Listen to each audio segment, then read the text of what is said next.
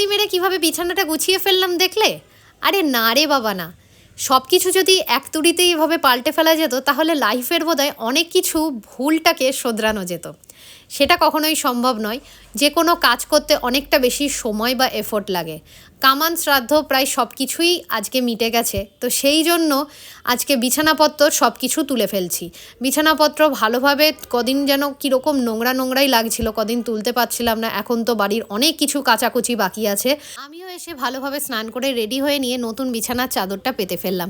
অনেক দিন আগে এই চাদরটা মাম্মামি আমাকে কিনে এনে দিয়েছিল। খুব সুন্দর চাদরের কালারটা, এতটাই সুন্দর। আমি বেশিরভাগ হোয়াইট থিমেরই পাতি, মানে সাদার ওপর কোনো ডিজাইন হালকা সেরকম পাতি, তবে ফার্স্ট মেরুন কালারের একটা বিছানার চাদর পাতলাম এই প্রথম।